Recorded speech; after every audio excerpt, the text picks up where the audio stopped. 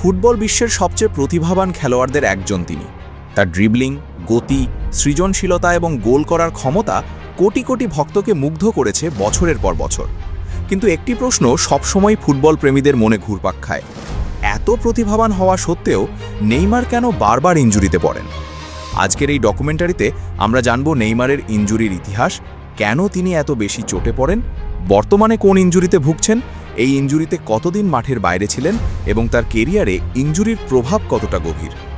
নেইমারের পুরো নাম নেইমার জুনিয়র। ব্রাজিলের এই সুপারস্টার ছোটবেলা থেকেই ছিলেন অসাধারণ প্রতিভার অধিকারী। সান্তোসে তার উত্থান, এরপর বার্সেলোনা এবং পরে পিএসজিতে রেকর্ড ট্রান্সফার, সবকিছুই যেন তাকে ফুটবলের অন্যতম বড় তারকায় পরিণত করেছিল।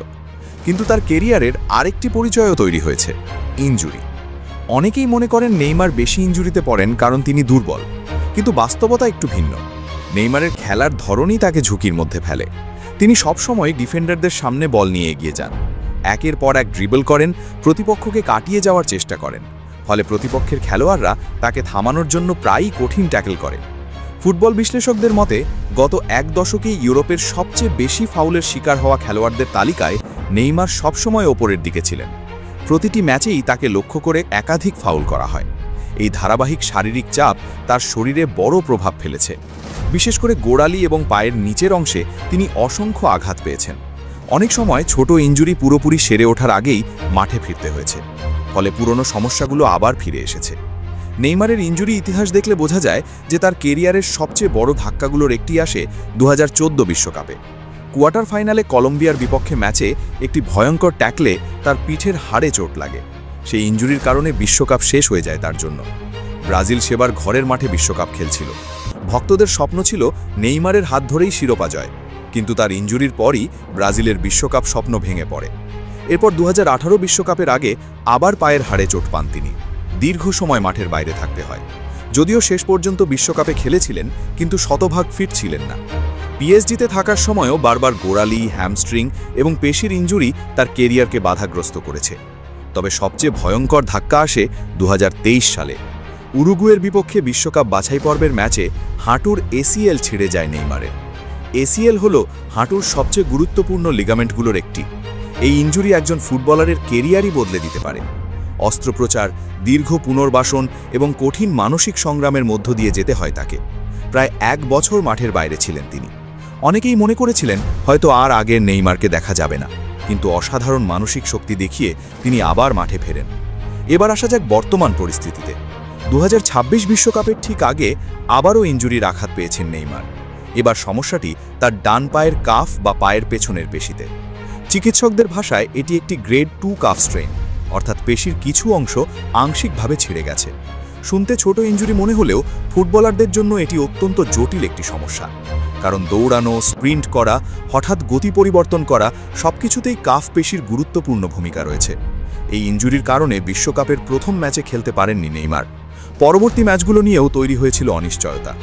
অনেক ভক্তই জানতে চান এই ধরনের ইনজুরিতে একজন ফুটবলার সাধারণত কতদিন মাঠের বাইরে থাকেন। বিশেষজ্ঞদের মতে গ্রেড 2 কাফ ইনজুরিতে সাধারণত 4 থেকে 8 সপ্তাহ পর্যন্ত সময় লাগতে পারে পুরোপুরি সুস্থ হতে। তবে এটি নির্ভর করে ইনজুরির মাত্রা এবং খেলোয়াড়ের শারীরিক অবস্থার উপর। নেইমারের ক্ষেত্রে চিকিৎসকরা কোনো ঝুঁকি নিতে চাননি, কারণ অতীতে দ্রুত মাঠে ফেরার চেষ্টা করে তিনি একাধিকবার পুনরায় ইনজুরিতে পড়েছেন। বর্তমান ইনজুরিটি তার কেরিয়ারের সবচেয়ে বড় ইনজুরি নয়, তবে বয়স, পূর্বের ইনজুরি ইতিহাস এবং বিশ্বকাপের চাপ সবকিছু মিলিয়ে এটি বেশ গুরুত্বপূর্ণ। অনেকেই প্রশ্ন করেন, নেইমার কি সত্যিই ইনজুরি প্রবণ খেলোয়াড়? পরিসংখ্যান বলছে তার কেরিয়ারে 30টিরও বেশি উল্লেখযোগ্য ইনজুরি হয়েছে। বিভিন্ন ইনজুরির কারণে তিনি 200রও বেশি ম্যাচ মিস করেছেন। মাঠের বাইরে কাটিয়েছেন 1000 দিনেরও বেশি। এটি যে কোনো বিশ্বমানের ফুটবলারের জন্য বিশাল সংখ্যা। তবে এর মানে এই নয় যে নেইমারের ফিটনেস খারাপ, বরং তার খেলার ধরন, প্রতিপক্ষের টার্গেট হওয়া এবং কেরিয়ারের বিভিন্ন পর্যায়ে অতিরিক্ত শারীরিক চাপই বড় কারণ। আরেকটি গুরুত্বপূর্ণ বিষয় হল মানসিক চাপ। প্রতিবার ইনজুরি থেকে ফিরে আসা শুধু শারীরিক নয়, মানসিকভাবেও অত্যন্ত কঠিন। দীর্ঘ পুনর্বাসন, সমালোচনা, মিডিয়ার চাপ এবং নিজের সেরা ফর্মে ফেরার লড়াই একজন খেলোয়াড়কে ক্লান্ত করে দেয়। নেইমার বারবার এই চ্যালেঞ্জের মুখোমুখি হয়েছেন, তবুও তিনি হাল ছাড়েননি। যখনই সবাই ভেবেছে তার কেরিয়ার শেষ, তখনই তিনি আবার ফিরে এসেছেন। এটাই নেইমারের সবচেয়ে বড় শক্তি। আজ তিনি শুধু একজন ফুটবলার নন, বরং সংগ্রাম এবং প্রত্যাবর্তনের প্রতীক। বিশ্বকাপ জয় এখনও তার সবচেয়ে বড় স্বপ্ন। হয়তো এটাই তার শেষ বিশ্বকাপ। তাই বর্তমান ইনজুরি থেকে দ্রুত সুস্থ হয়ে দলের জন্য মাঠে নামতে তিনি মরিয়া। ব্রাজিলের সমর্থকেরাও আশা করছেন তাদের এই তারকা আবার মাঠে ফিরবেন এবং দলকে নেতৃত্ব দেবেন।